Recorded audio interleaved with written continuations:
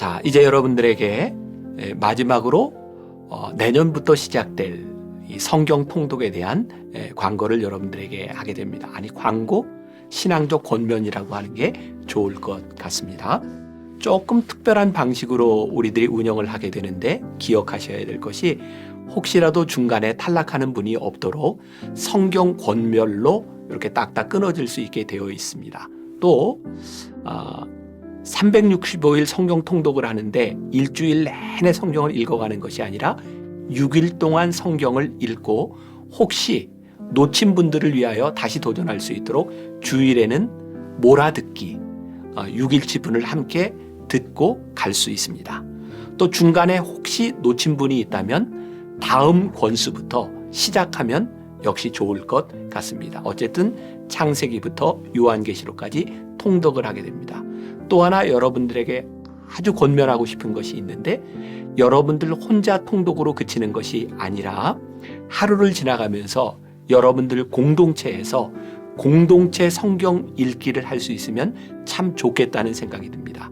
그래서 새해를 맞이하는 열흘을 남겨둔 이 시점에서 여러분들 직장이나 학교나 여러분들 공동체에서 우리 함께 성경을 읽읍시다 라고 하는 공동체 성경 읽기를 권면하고 한 해를 살아간다면 아마 여러분들의 삶에 혁신적인 변화가 오리라고 생각합니다.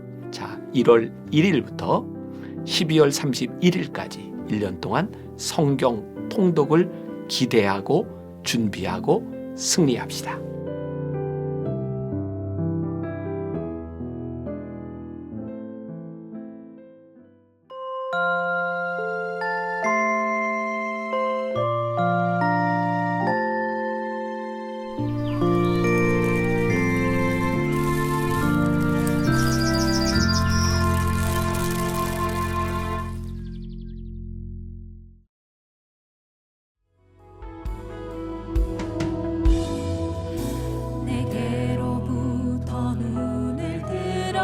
주를 보기 시작할 때 주의 일을 보겠네.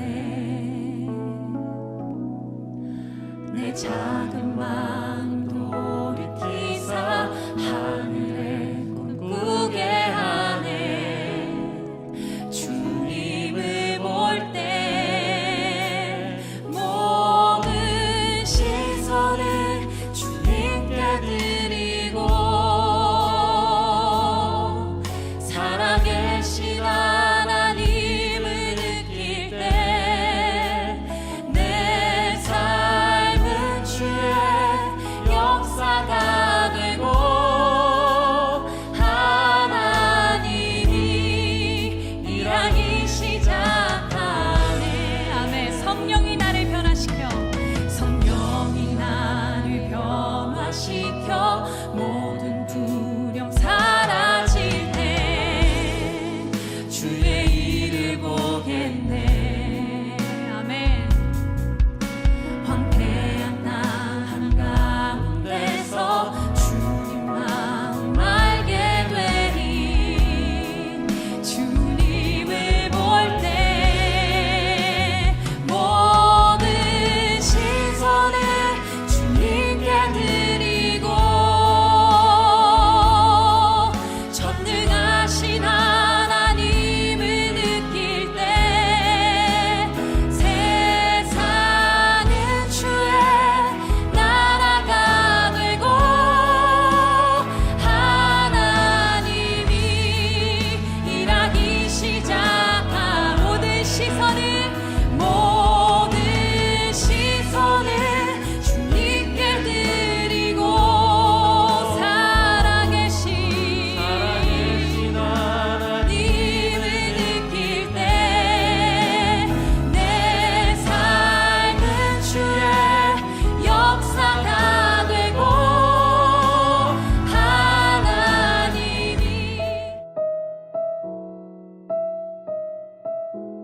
주님보다 체험을 더 좋아합니까?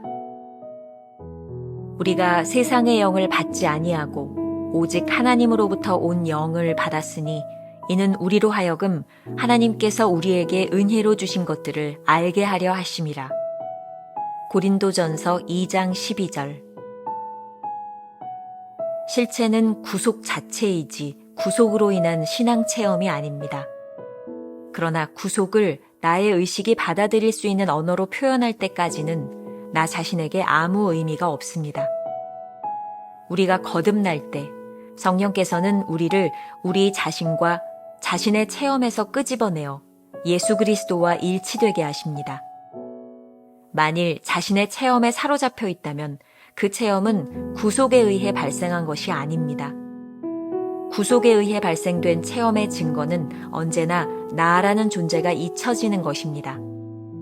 그래서 자신의 체험을 더 이상 실체의 근원으로 오해하지 않고 오직 그 체험들을 발생시킨 진정한 실체에 관심을 모으는 것입니다.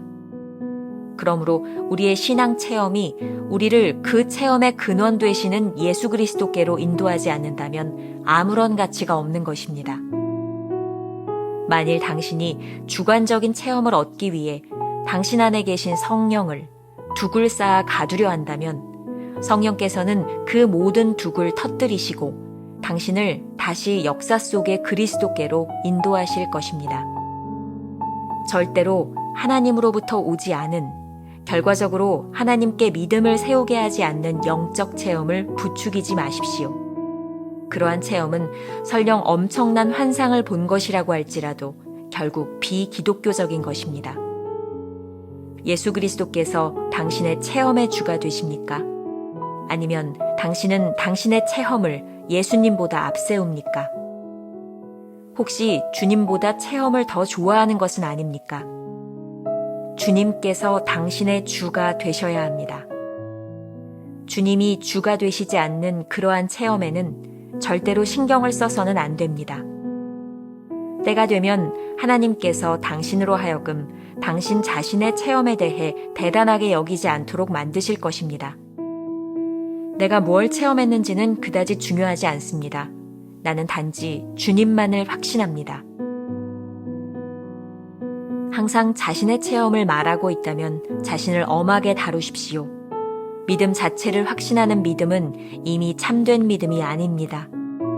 오직 하나님을 확신하는 믿음만이 유일한 참된 믿음입니다.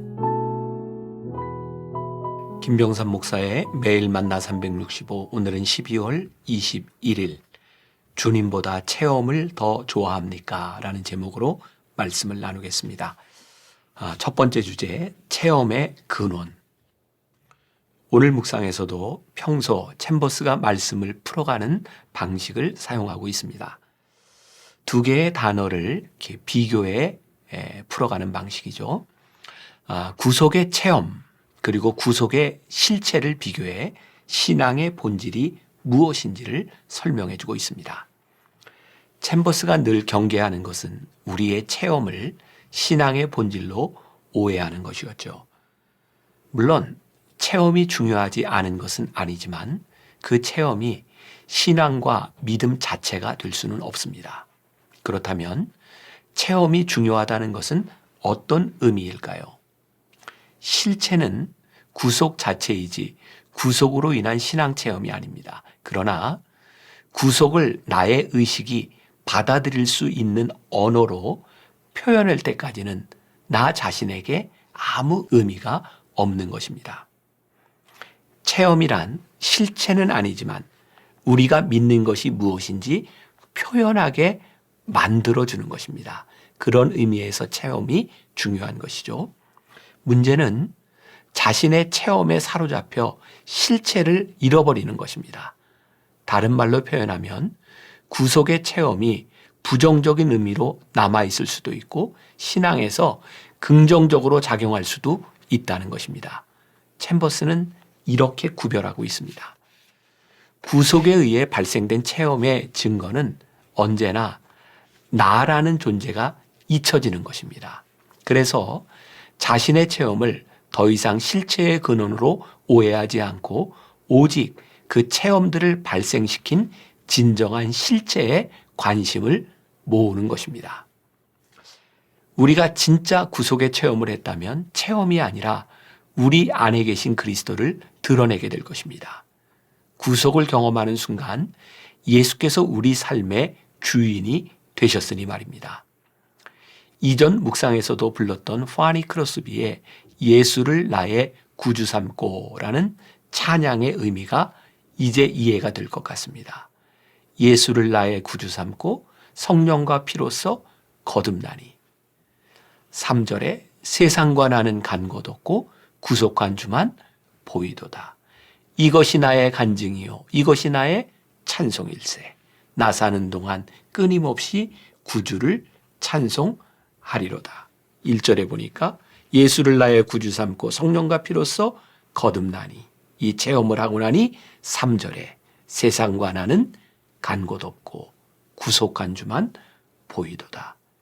파니 크로스비가 어떤 신학적 지식을 가지고 이런 가사를 썼으리라고 생각하지 않습니다. 그러나 진정 구속의 체험이 있다면 이렇게 찬송을 부르게 될 것 같습니다. 이 찬양의 가사 속에 오늘 챔버스가 말하고자 하는 모든 것이 다 들어 있습니다. 우리가 신앙생활을 하면서 그런 경험을 참 많이 하는 것 같습니다. 많은 체험을 하고 간증을 하는 사람들에게서는 그리스도의 영광이 잘 드러나지 않습니다. 언제부터인가 체험이 자기 자랑이 되어버렸기 때문이죠. 종종 사용하는 표현처럼 간증병에 걸린 사람이 되어버리는 것입니다.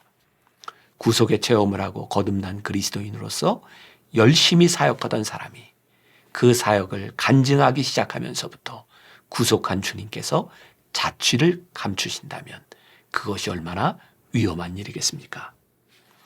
체험의 주인이시고 근원 되시는 예수 그리스도를 드러내지 않는다면 아무런 의미가 없음을 명심해야 합니다.